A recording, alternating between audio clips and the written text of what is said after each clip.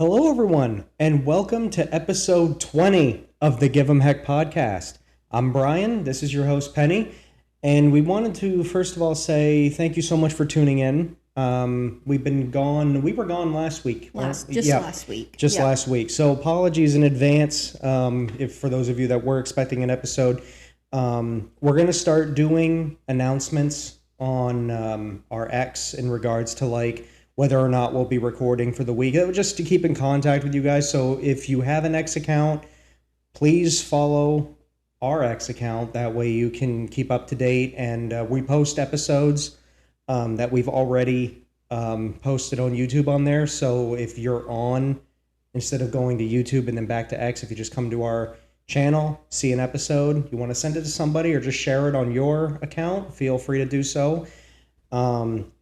But other than that, pretty straightforward intro. I say we get right into this. Let's go. Let's do it. Yes. So again, like Brian said, we were gone for Labor Day weekend. So I hope you all had a good Labor Day weekend. And that's why we didn't put a podcast out last week. But here we are. And here we go. Here we go. So welcome, our regular viewers. We're always glad to see you. Absolutely. And for any new viewers, we hope you enjoy this episode. And if there's any that you haven't seen yet, you can go back and see all those ones that we've done. Like Brian said, this is our 20th podcast. That's amazing. Was that like 4 months? Yeah. I think we started this back in February. If I remember. No, 5 months. 5 months. Something I actually like that. I had to do some head math there. Yeah. That's 5 months we've been doing this. It's crazy. Time goes by so fast, doesn't it? It still feels like we just started. I know. Like, other than getting more comfortable with doing it, it's Yeah. it still feels like we're relatively fresh to this. Yeah, it's crazy. So, again, I'm going to read our disclaimer like always. Again, we are not doctors, psychologists, or counselors. We are not given any medical or psychological advice. We're just here simply to discuss real life situations to give hope, encouragement, and instill change. So, in our last episode, Brian, we talked about battered but not broken. Yep. And I had asked you what that meant to you, and you said it pretty much spoke for itself, that you go through things in life, but your main point from that was to pick yourself up. Yeah. I think another point, and I can't remember if I had said it during the episode or not, but one thing that I really that popped into my head at a later date was being battered in the situation and then not being broken afterwards. Mm-hmm. I often say to my friends, your mistakes and your decisions that have swayed you in the wrong way or think that they have, those things do not define you. Mm-hmm. They are totally separate from you. I like that. Because people will oftentimes regret their mistakes, right? Mm-hmm. But I keep telling them, those things do not define you. Yep. The fact that you feel convicted over the choices you made is a sign for you. Instead of feeling sorry for yourself, pick yourself up and learn from those mistakes and don't let them define who you are. Right. Because we all make mistakes. Mm-hmm. You know, in the moment, it's hard sometimes when you're going through whatever you're going through, sometimes you have to make a quick decision and you're just going by the fly, you know what I mean? And later on, you might look back or maybe, not that far out of the situation, you think, maybe I could have handled it different or maybe I could have made a better decision, but... Well, a lot of times when I say to people, it's like, we obviously don't know the future outcomes of any decisions we make. Mm-hmm. So I often they say, well, maybe I should have did this. It could have been so much better if I did it that way. And I'm like, how do you know? Are you saying that it happened exactly the way it should have? I'm saying whatever happened. You only make those decisions once. You can learn from them in the future, but thinking and dwelling on the past and the choices you made, a lot of times, the past can bog your future down. That's true. So a lot of times, people will come to me and they'll be like, oh man, I should have did this situation differently. I'm like, you did the decision. Whether it was a good one or a bad one, there's no sense in dwelling on it. Yeah, because you can deal with the consequences of those right. of those actions and those decisions, but dwelling on them or wishing you could have did it differently is not going to help you in the long run. Right. It's only going to bog you down now. Right. Because maybe you would have done something different. But here's the thing. Like you said, Brian, you did it. Almost sneezed. You know what I mean? You made that decision in the moment. And sometimes you don't have a lot of time to think. Mm-hmm. You just have to do what you have to do. And even if you feel in that moment the decision you made is what you made, and it is what it is. It is what it is, exactly. It's not healthy to dwell on the past. Do you think that I sit here and I think of how I could have did things differently? Of course. Who doesn't? But the only difference between me and somebody who takes it to an extreme is that I don't let it hold me back. Yeah. And that's good. I think it's important. It's important to do that. It's important to put yourself in a position where you can get a handle on yourself and learn from your mistakes, but not let those mistakes be the thing that drive you to make your next mistake. Right. Learn from them. Exactly. Learn from your mistakes. Right. Right. So in last week's podcast, we talk, and we do this in obviously a lot of our episodes, we talk a lot about living through tragedy and how difficult that can be. You said it's not only about how we deal with the tragedy, but who we become through it and after it. And you kind of just touched on that, right? Because the decisions you make, yes, they don't define you, but you do live with those consequences. Mm-hmm. Absolutely. And in time, maybe they will shape you into the person you do want to become. Who said it's a mistake, though? Yeah. Bad things can happen from those mistakes, but again, they don't have to define you, and oftentimes they can help you become... Right. They can give you wisdom. I like that.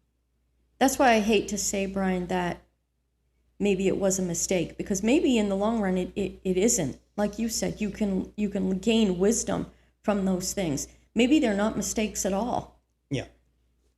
Well, it's like, how do you define a mistake if you only live once? Right. At that moment, maybe you did the best that you could, because maybe that was the only decision you could make. Mm-hmm. Maybe it was the best decision for that moment. Yeah, and I'm not saying mistakes don't exist. Obviously, Right. We all make mistakes, but I'm saying that, we can look past the mistake, deal with the consequences, and learn from them. Mm-hmm. Mm-hmm. I'm not, because I said that to a friend of mine last week, and they were like, "Are you one of those people that think that mistakes can never be made?" And I'm like, "No." So they picked and prodded at me for a bit, trying to figure out what I was talking about. And when I said the whole mistakes don't define you part, they were like, "Oh, I get it now." Because I think a lot of times people will try to reason in their own way, in a closed-minded way. I'm not saying this individual is closed-minded, but I'm saying that because they've never heard it explained to them like that, Right. They tried to interpret it in a way that only they knew. Yeah. But I appreciated them prodding at me, trying to figure it out, because a lot of times when I talk to people about this stuff, they'll just shut me out. Right. And then they live to be miserable. Right. Right. And the thing with me that, we're talking about, not letting it define you and moving on, is that a lot of times if you think it was a mistake and you can't move on, then regret sets in. Yeah. And that can really haunt you for a long time. Because how do you get past regret? There's nothing you can do about what's already been done, right? So you think about regret, and that can eat you up. Oh yeah, for sure. So we can feel battered while we're going through it, after it, and for a while after. But the important thing to remember is that you are not broken. But maybe the thing is, Brian, maybe rather you're growing. And you had mentioned about wisdom. Mm-hmm. I've heard it say, grow where you're planted. And I know we talked about that. I don't know if it was in the last episode or the one before, but, we all make mistakes.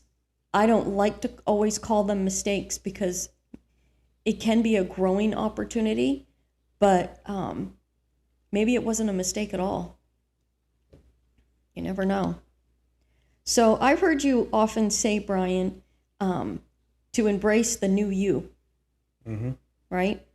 And a lot of times I think we don't often see the changes in ourselves right away.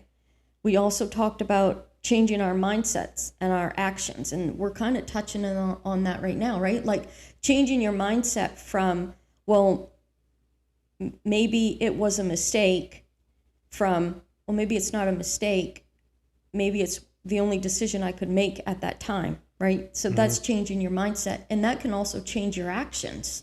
Yeah. Maybe the next time you're faced with another situation like that or a similar situation, your mindset will be different. Like you said, maybe your decision will be different.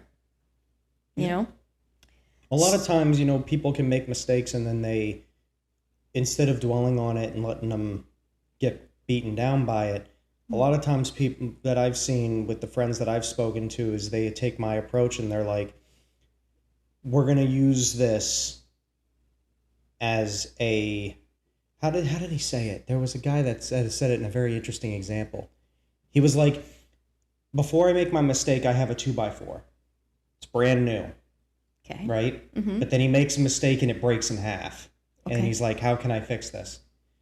But he knows that he's going to make mistakes in the future, so he has many more 2x4s.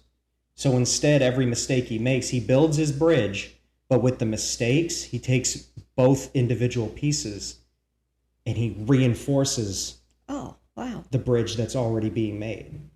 So you can use so your mistakes, those mistakes to your are advantage. Not worthless. Right. You can actually use your mistakes to your advantage. That's what I'm saying is that, and I like that analogy, is that you can use whatever you call your mistakes to your advantage. And that's and I thought that was a pretty cool analogy, because I thought he was going a completely different road with it, of like he was going to try and fix the 2x4s that he broke, his mistakes. Yeah.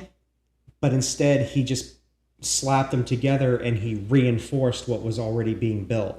I like that. So essentially he was using his bad mistakes to reinforce his good decisions, good decisions. I almost said good mistakes, but his good decisions, he was using the references of his bad mistakes to reinforce his good decisions. Yep.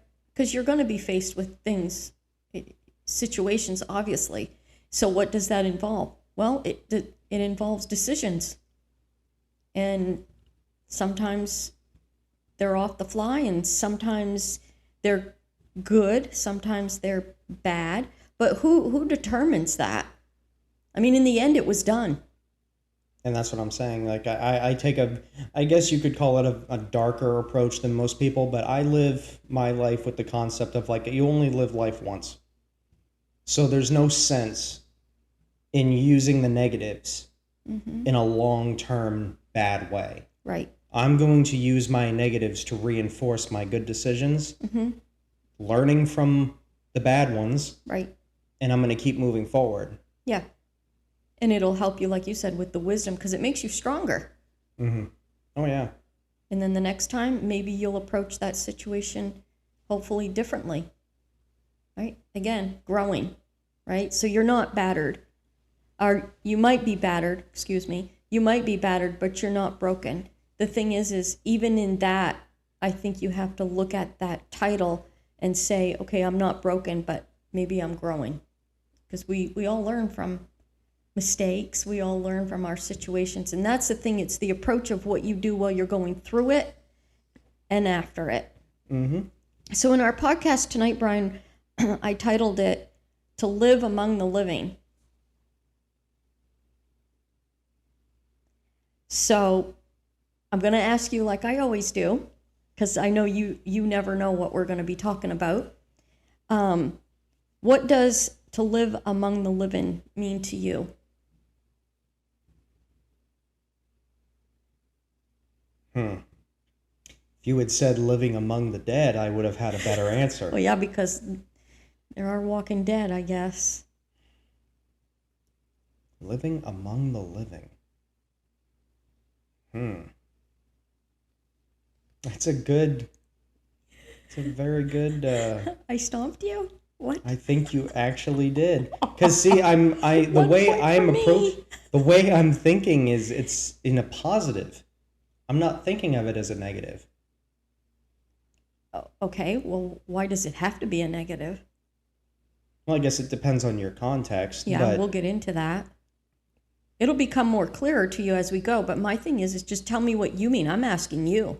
well, I guess considering the positive, to me, when you say living among the living, it's more of like, how can I be alive like them? Seeing the people that seem to have it all together. Like kind of like how my friends see me. They think I have everything I like that. all figured out. But they don't realize that I still have a lot to learn and I'm still learning, but they look at me as if I have everything all figured out. So I guess you could say the person who's like, how do I live among the living? It's how can the how can the how can the ignorant be enlightened? Okay. That could be one way to do it. I know there's many different ways that you could approach this. And in the negative way, living among the living. In a negative way, I see it as a person who, again, taking me as an example, who has knowledge living among people who are pretending to live. Mm. Wow. Okay. I didn't know what to expect from you, and neither one of those answers is what I expected. So it's okay. There's no right or wrong, because I'm asking you, and it's your answer. Right. Right? Okay. So let's get into it. So I love when you say, Brian, to embrace the new you. You say that a lot. You also say, while embracing the new you, you're still you. And that was always really confusing to me. I understand the part of learning to embrace the new you, right? Because changes, that's easy. Mm-hmm. But then while you're embracing the new you, you're still you. And I'm thinking, but if I'm embracing the new me, that means I'm changing. So I'm no longer me. But how do I still be me? You want to explain your perception of that before we go further? The way I've always seen it, when I say, obviously, embrace the new you, self-explanatory, right? Right. I think of it as, and I think I've made this analogy in older episodes. If anybody has ever watched it or heard me reference it, tell me what episode it is down in the comments. Oh, wow, that's good. But it's like a caterpillar turning into a butterfly. It's still the same creature. It's just changing physically. So when I say embrace the new you, but you're still you, I mean that in the context of become the person that you want to be and know you are, but do it in your own way. Okay. I like that. Because a lot of times people will try to force themselves to change. You can't. They'll try to become something they're not. No, that's going to catch up with you. Because like my dad, your papa, always said, eventually your true colors are going to come out. So with that, Brian, obviously I asked you, how do you embrace the new you and be yourself at the same time? So I'm going to talk about a little bit about me personally and obviously give your input as we go. So for me personally, with the embracing the new you, but trying to realize that I'm still the same person. What I learned through all of this is that I needed to be patient with myself and allow time to work through it. And let me explain. So you said people try to become something they're not. The reason I needed the time to work through it is because that's exactly what I didn't want to happen. I didn't want to conform to what people expected me to be or wanted me to be, right? Because that's not going to work. But one thing I did realize is that the journey can be very long. And it's different for everybody. And it's different for everybody because two things. Everybody goes through something different. And the other thing is you might need more time. It might not take you as long. But either way, allowing yourself that time, I think, is very necessary. So what does that look like? So for me, although I knew that things would never be the same going through the tragedy, and I'm going to talk a little bit about that tonight, coming to grips with that time of tragedy was very difficult. In those changes, I had to find the balance of who I was becoming without losing myself in the process. Because I remember, Brian, and you know the tragedy we went through, but I remember one time, probably about a year ago, looking in the mirror, and honestly, I could say I didn't even know that person anymore. Was I changing? Absolutely. And I was changing, becoming something different, but I didn't want to lose who I was either. And I think that's the part. It's the part of who I knew I used to be that I didn't recognize anymore. Does that make sense? Mm-hmm. Do you have any input yet? You scare me when you look at me like that. See, it's that fear that makes me question intent. Are you changing for yourself?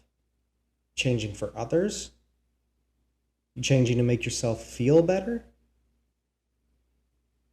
There's a right and a wrong way to approach it. It's one of those things where it's like you have to be selfish to be compassionate. Yes. And empathetic to those around you. Because every good thing that we do, whether a person likes to admit it or not, every good thing you do, like giving money to somebody, it makes you feel good. Mm-hmm. Everything is inherently selfish. But we do it with context. Mm-hmm. So when you tell me that you didn't want to lose the person you were, I would have to ask you, what person were you losing? Or what thing were you afraid to let go of? Did the positives outweigh the negatives? Sometimes you have to be willing to lay yourself down and become the thing that you think you don't want to become to eventually become the thing you want to become. That's true. You see how it works? Mm-hmm. Because you can't sit here and tell me that me sitting here, that I'm the same person I was 5 years ago. No, but you seem to have accepted it well. But I don't know, Brian, if you ever lost yourself to the degree that I did. And obviously that's something that I can't, relate to. Mm-hmm. But I can ask, like, it's more of questions as opposed to trying to convict. It's like, when you become, or let me rephrase, when you reach rock bottom, can you go any lower? Mm-hmm. No. Then what do you have to lose? Well, and I understand what you're saying, but I wasn't scared of becoming the new me. I was afraid of losing who I used to be. That's what I was afraid of. And would you say the old you is better? I think there was good qualities that I lost. I think, and this is going to be something that I'm going to say only from my perspective, so I don't want you to, I'm not projecting. Okay, this is purely something that I went through, but there's good qualities about the old me that I wish I had back. For example, I see how some of the younger friends that I have, like in their early to mid 20s, and I see how much they care about people that are going through a bad time that sometimes I don't even care about, because I've been through the gutter, right? So for me, sometimes it's hard to have that empathetic side. And I see them and I think to myself, I hope they don't go through what I went through. Mm-hmm. But you want to know the flip side of that coin? Yeah. Is that oftentimes when they reach out to the people that I used to, the people that I no longer care about, when I see them reach out to those people, they end up getting hurt. Not the people they're reaching out to, my friends. Mm-hmm. So I look at that and I think, what a great quality my friend has to care so much about that individual that's going through a hard time. But then I see my friend go to that person, and that person ends up hurting my friend. And I think if they didn't have... I see what you're saying. You see what I'm saying? Yep. It's like, you think it's a good quality, but they get hurt in the long run anyway. But was it worth it? So that's my thing. It's like getting calluses on your hands. Yeah. People think, oh, that's not a good thing. It's not attractive. It's not appealing. But it's your scar. But it's a sign of endurance. Yeah. And sometimes being calloused doesn't necessarily mean that you're no longer who you used to be. It's that you become a stronger person of who you already are. Now, you said you've lost some of your qualities. Do you regret that?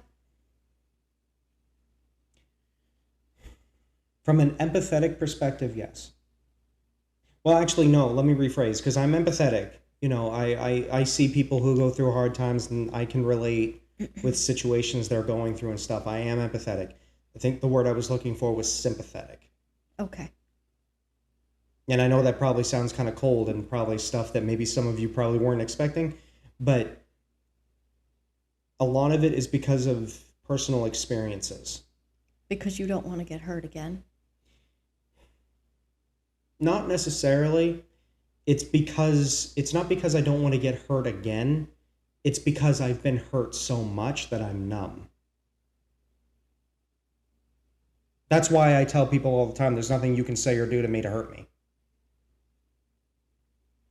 Like, I have literally, like, there are people who've been like, let me think of an example. I joined some friends a few nights ago, and somebody in the chat said that if he didn't like me, he would let me know. And I said, I don't care if you tell me or not. And he's like, you don't care if I dislike you? And I said, no, I'm not going to lose any sleep over it. And he's like, I've never had anybody tell me that. Usually people try to get on my good side. And I'm like, why do you think you're any better than I am?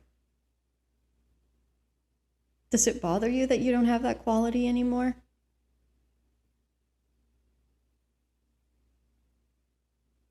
From a selfish perspective, no. In a selfless perspective, yes.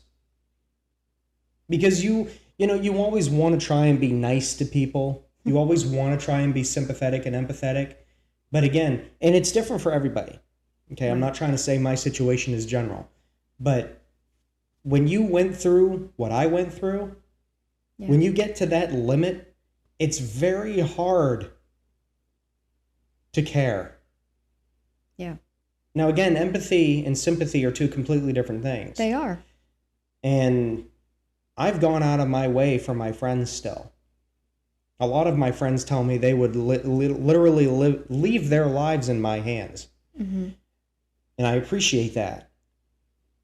But the reason they do that is because they know that I would never do anything to hurt them intentionally, because they know how I am. And that's where the positive comes in. Because I went through what I went through, when I say something, I mean it. Mm-hmm. Because when you've been to rock bottom and you make promises, those promises mean something. Right.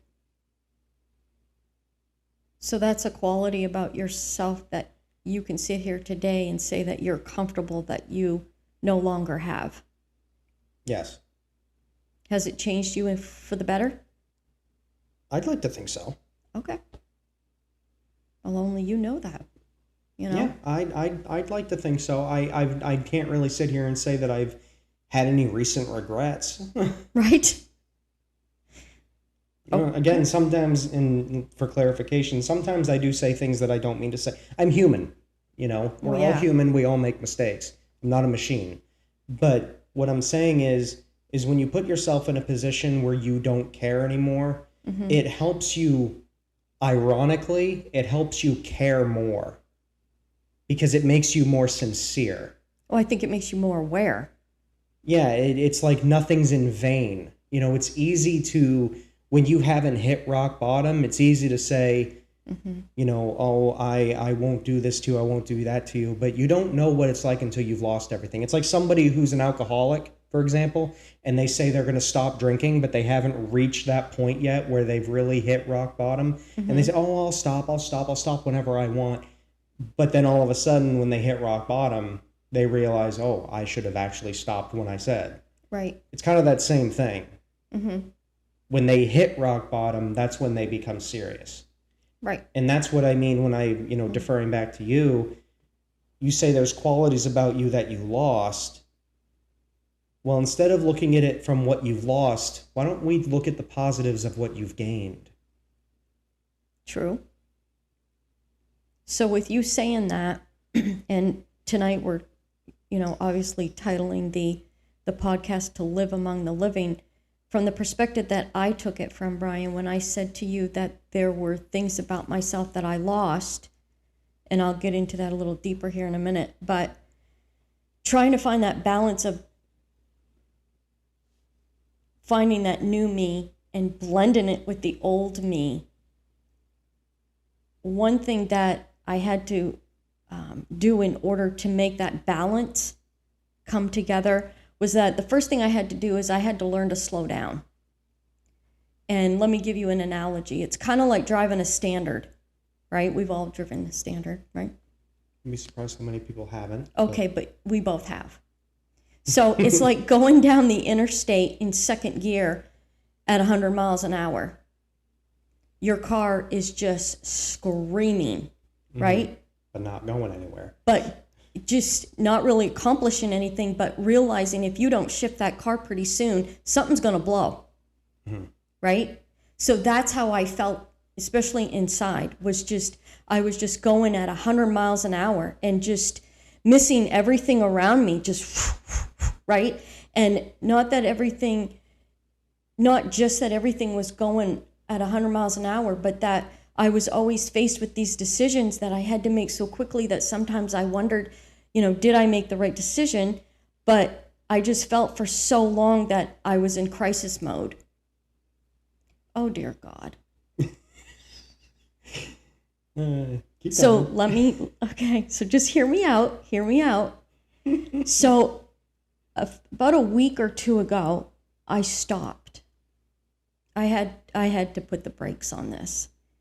And I had to slow down, but I wanted to take myself back to the time of where, when, and how this happened. Not why, but how, when, and where. And I think I figured it out. So this is the part of where I'm going to tell you the tragedy.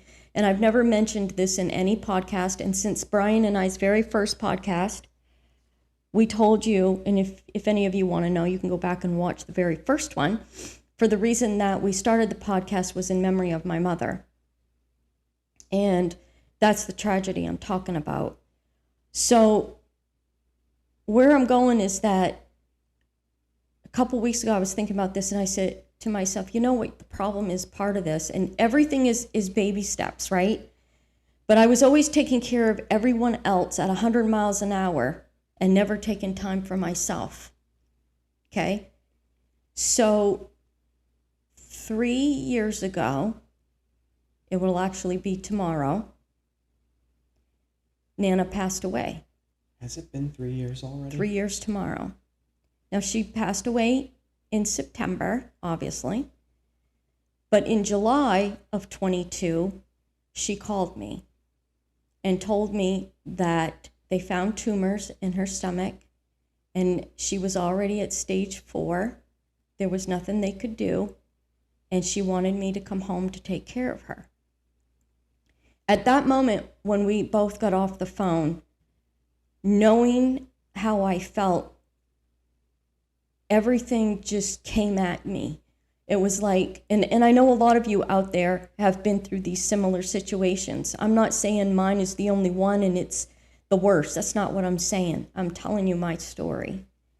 So I remember that night that she called and told me what happened, and everything that you're feeling at that moment. What am I going to do? How can I make this better? What if it doesn't get better? What are the decisions I'm going to have to make through this? How do I get her through this? How do I get through this? What about my dad? How am I going to? And all this stuff is just hitting you in the face. And I realized at that moment, Brian, from that time to sitting here now, I never stopped for 1 minute. I have been in that crisis mode for 3 years. Without even really realizing it, just going at 100 miles an hour. And through that feeling of from when she called me to now, that's what I felt I lost in myself, was not only, I guess I'll say it this way, I felt like I lost myself in so many ways, physically, mentally, and emotionally. And I didn't realize it, right? So although the trauma lasted maybe much longer than it needed to, like I said, a couple weeks ago, I finally realized I need to slow down and allow myself to find myself again. In this, believe it or not, Brian, the slowing down has also allowed me to grieve in a way that I thought I already had, but I didn't. So, do you want to add anything at this point? Are you waiting? I'm waiting. Okay. So the second thing I did, and the slowing down was a choice, obviously, because I don't know what happened. Something switched. I don't know what brought, like some of you could be sitting there tonight thinking, dear Lord, it took you 3 years to realize. I don't know. I don't know why. Maybe I just had enough.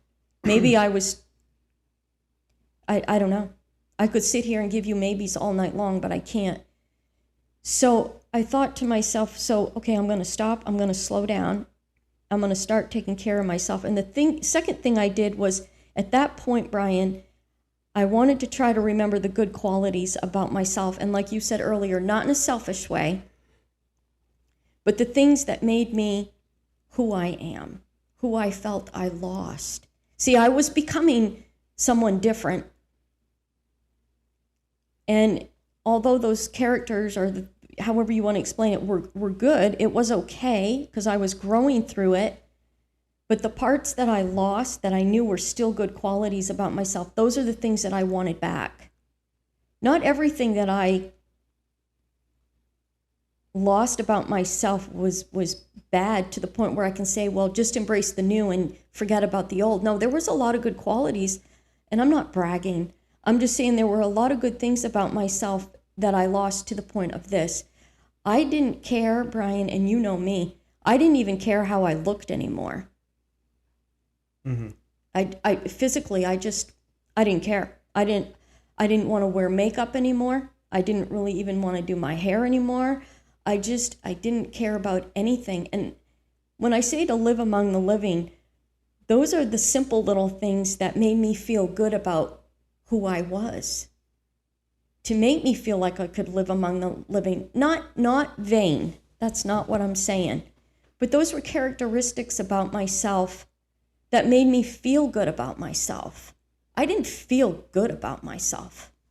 You know, someone had asked me one time, do you like yourself? This was a while back, and I said, no, I don't. There's not much about me I like, physically, mentally, or emotionally. And she just looked at me and she's like, are you lying? And I said, nope, I'm not. And I thought, wow, I don't know if that's good, you know?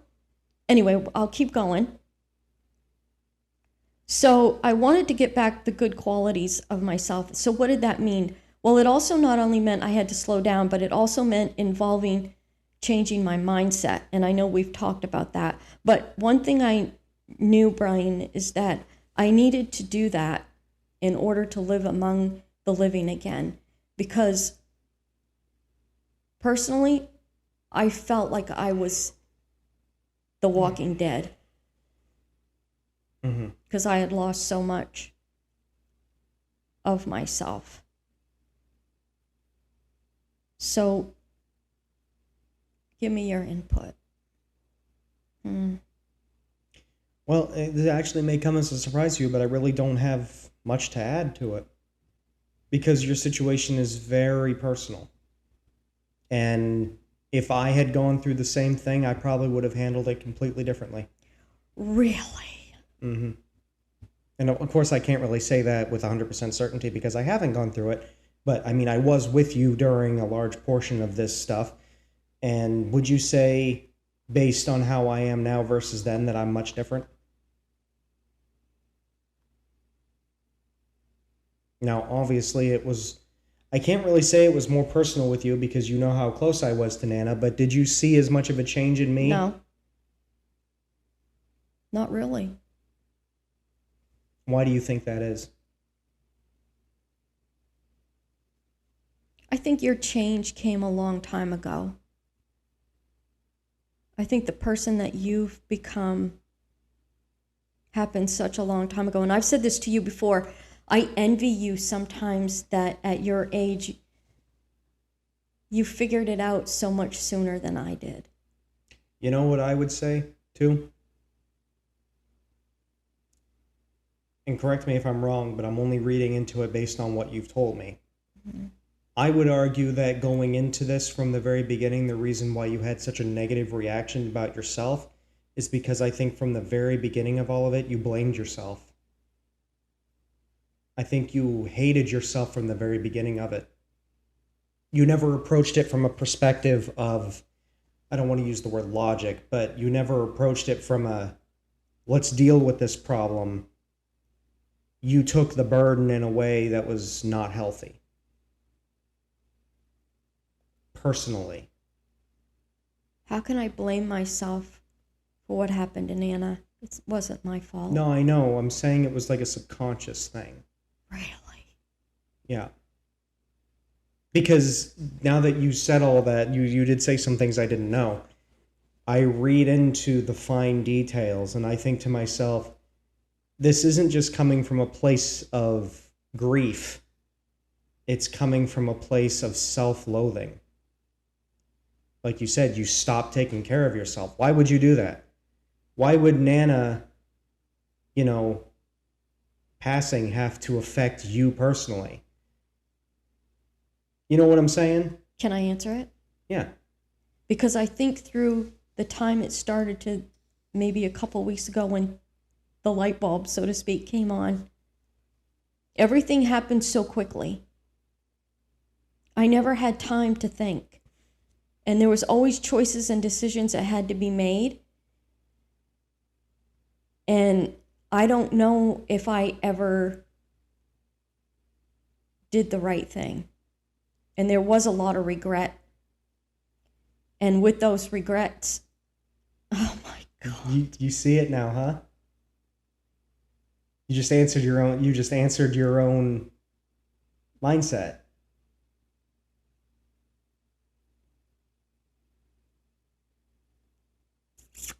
I should be a therapist. Oh my God. Okay. So, did I handle it wrong? I think you handled it the way you were supposed to. But look what it did, Brian. It took 3 years of my life practically destroying myself for no reason. Really, right? When you think about it, was it for no reason? I don't know. How do I word that? Because I would have taken care of Nana no matter what. Mm-hmm. No matter what. But, when she called me and that happened and I went and took care of her, 6 weeks later, she was gone. Then I took care of Dad, Papa, right? And he just passed away last June. And that was a ride and a half. And just so much on my plate. What? I don't know if I did everything right, but I did it the best I knew how. You're saying the things that I'm going to say. So I blamed myself for what? I think you brought your expectations up too high. In trying to do everything perfect, everything became imperfect. Instead of just being, what's the word? Instead of just taking the responsibility, you took the responsibility and turned it into a burden. So how did I lose me? Like, what makes you get up in the morning, Brian, and just not care about yourself anymore to that degree? Because you took your own decisions and you made them personal. Take yourself outside of yourself for a minute and pretend you're the third party, or, a person standing next to the person doing it all. You would look at that person and say, you're not doing good enough. It needs to be better. You have to do this differently. Self-criticism subconsciously drove you to a place where you didn't just blame yourself for the decisions that may or may not have been made, but then you also hated yourself for it. You see how it came full circle. It didn't just become a place of, like, for me, obviously I didn't have any, like, the amount of responsibility, but in my case, what I did was the best I could do. And I have to be willing to accept that. That's why when it comes to a person that puts themselves in a position of immense responsibility, they can oftentimes put themselves in a place where they hate themselves for the decisions that they make. I mean, again, why would the decisions that you made alter how you would view yourself, if not for self-loathing? Now, of course, I'm not trying to take away from the I guess you could say self-realization that you had recently.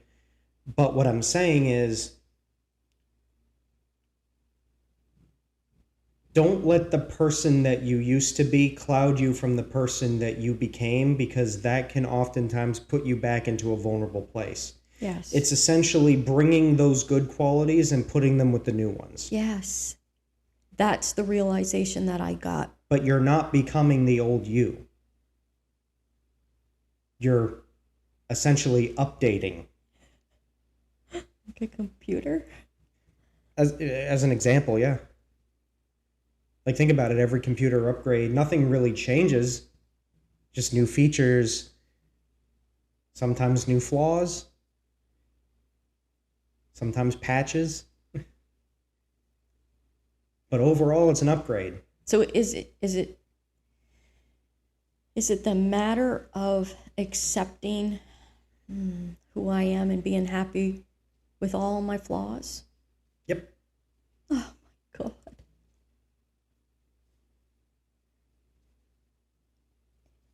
Is it also sitting back and saying, I did okay? Self-acceptance.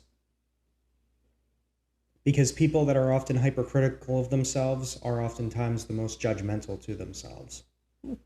Putting yourself in a position where it'd be like if you looked at somebody else who was going through it, you would say to them, in sincerity, you did everything you could.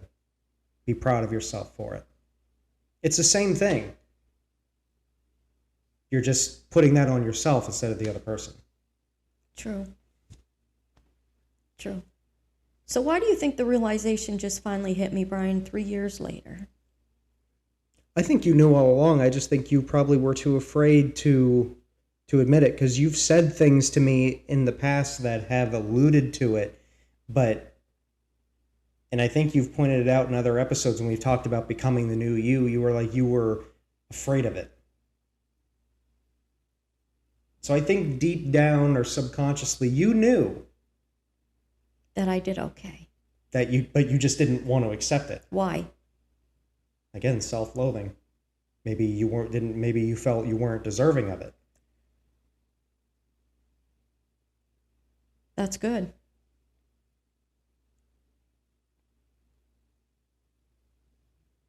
Wow.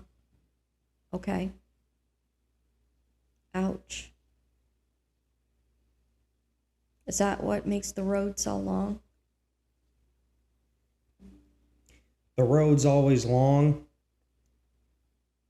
but sometimes we throw debris in our own way that make the road rougher. That's good. Wow. So how do you blend the new you with the old new? Blend that all together and find acceptance in that. It all starts with the acceptance of you. Everything changes in time, but accepting yourself first is what opens the door to those changes. It's like putting a key in a lock. You put that key in as the first step to unlock the door to a room of endless possibilities. So again, it kind of takes us back to the beginning of our podcast tonight when we said maybe they weren't mistakes at all.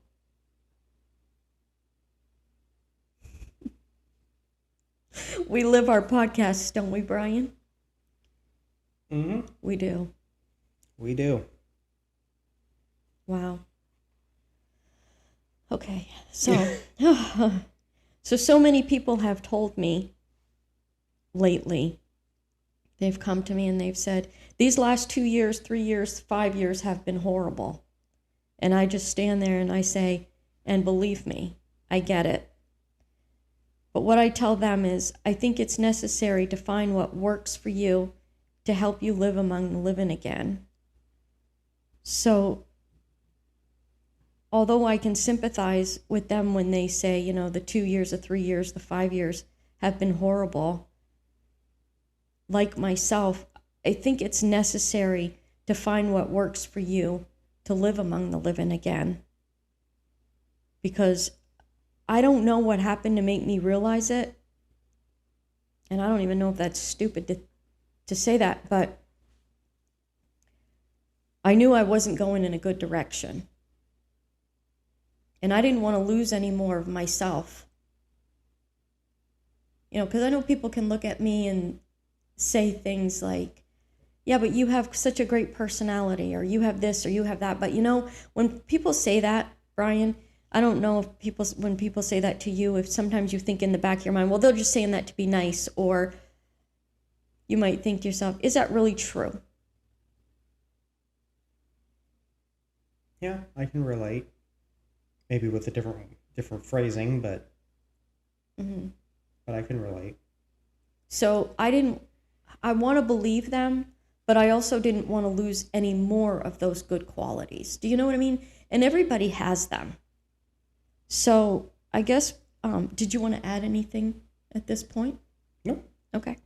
So although the healing process can be long, and believe me, I know, these 3 years have been long, I believe you can find the balance of embracing the new you, finding the old you, and bringing them together. So do you have anything to add to that statement? Wrap yourself up in the cocoon of your problems to come forward as a new creature, using the negatives of your past to turn you into a beautiful butterfly, to finally lift off the ground and be free. In order to do that, Brian, is it accepting? It all starts with that. You think you have to find a way to say, it's okay. I'm okay. It's okay. What I did was okay. Caterpillars have to climb to the tallest branch to change. And they can look down and think that's a very, very far fall. But when you have wings, what does it matter? Right. That's good. Wow. Okay. So that brings me to this part of the podcast where I was thinking the other day, of course, a lot of people say to me, well, what do you do to kind of decompress? And there's a lot of things you can do, but I like to listen to music. And everybody has their choice of music. I get it. And someone had asked me the other day, what do you like to listen to? And I told them, and they stood back and they're like, that's not what I expected. And I said, yeah, I know. You probably couldn't relax to that kind of music, but I do. So one of the songs I was listening to the other day, and music speaks to me, and it's in a Whitesnake song called Here I Go Again. I'm sure you've heard it. Mm-hmm. But in this Whitesnake song, Here I Go Again, one of the lines says, I don't know where I'm going, but I sure know where I've been. And I think that's not a bad thing, you know? So maybe you don't know where you're going, and you can look back and say, well, I know where I've been, but what do I do with that part of where I've been? Mm-hmm. Yeah, that's good. A lot of it is acceptance, isn't it? Yeah, I got up one morning and I said, you know what? Yeah, there were a lot of good things about myself. I need those back. Not to change myself in a way that's going to put me back in a bad place. Do you know what I'm saying? Mm-hmm. Yeah. So I also found a quote on my Facebook, because I tell you guys all the time that I find these, and it says, you don't have to see the whole path to take the next step. Ain't that the truth? Because you're always going to have to take the next step, but sometimes you don't know where you're going. And like you said, it can be rocky. We can throw stuff in our paths, but you just have to sometimes trust the process. You don't have to know everything, but just find things, find something, find a way that helps you to heal, to move forward, to find that process to get you there. Like I said, for me, it took telling myself, I have to slow down. This car has to stop. And then taking the time for me to accept and to find those good qualities about myself that I used to have, that I enjoyed about myself. Mm-hmm. Doesn't make me feel vain. It just, and I'm not trying to be selfish. There were just things about myself that I don't want to lose because I like those things. Mm-hmm. You know? So I'll just say that whatever that next step looks like for you, I do believe it's a necessary step to help you live among the living again. Mm. And do you want to add anything before we close up the podcast tonight? No, I think we pretty much summed it all up. I do want to say if you're all set. I am. We haven't a little bit more to go, but the podcast itself, yes. Yes, okay. Go ahead. So first of all, this being our 20th episode, we would like to, again, extend our greatest appreciations to anybody that continues to watch our episodes consistently. We really do appreciate the amount of views that we get. We know they're small, but it doesn't matter.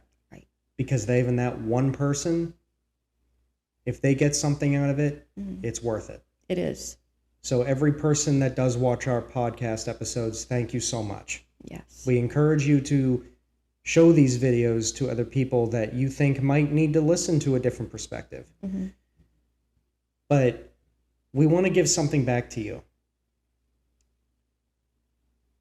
We have purchased an Amazon gift card, mm-hmm. $20. Mm-hmm. What we would like from somebody, because we're obviously not going to pick favorites, Right.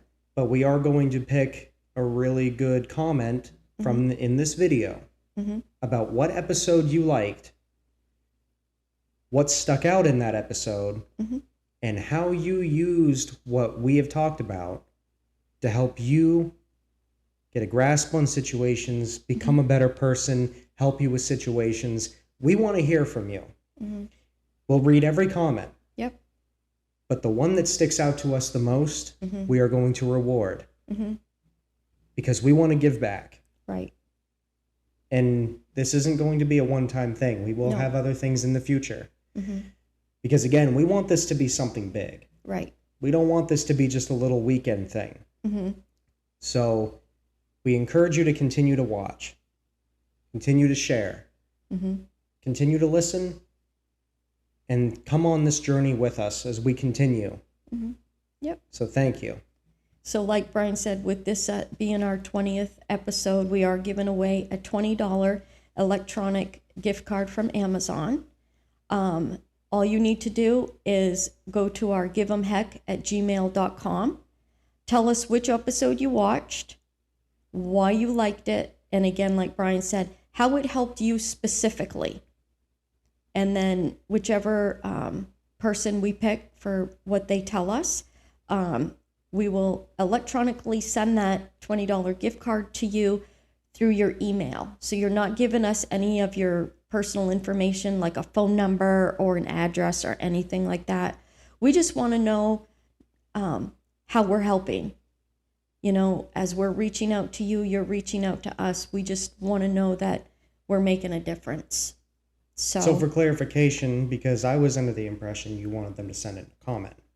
Yes, I want you to put a comment in the Give 'em Heck. No, you want them to send an email. I want them to go on our Give 'em Heck.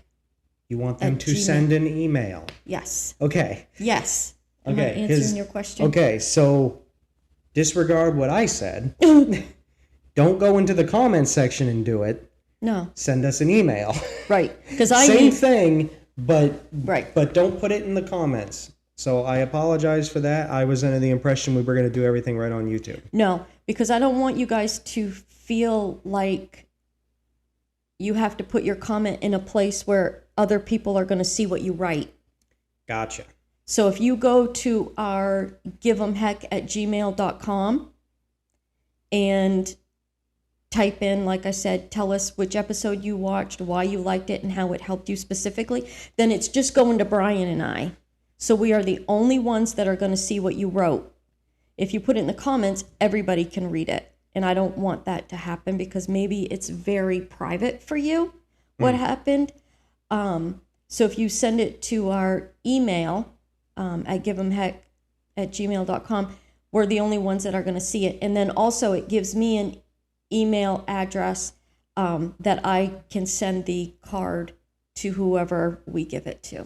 Okay. Does that make sense? Yeah, no, that does. I apologize. I wish I would have known that. I thought it was going to just be through the comments. It's okay. So I feel like an idiot. It's okay. Which I am. Oh But, my God. But yeah, no, definitely do that. We look forward to hearing from you, and like I said, we'll read through all of them regardless, and we'll still reply to you regardless. Yeah. It's just there's only one person getting the gift card. Right. But Right. we'll reply to everybody who emails us. And I mean, if you want to leave a comment in the comment section to give maybe always. like a less descriptive example, if you don't want to share too much with other people, feel free to leave a comment. We'll still read those and reply to those as well. Like I said, we want this to be big. Yeah. Regardless of where or how you reply to us, we definitely want to hear from you. Absolutely. So again, I'm going to leave you with the saying we always leave you with. Believe in yourself, be patient with yourself, and know your best is always good enough. Absolutely. Have a good night, everyone. Good night.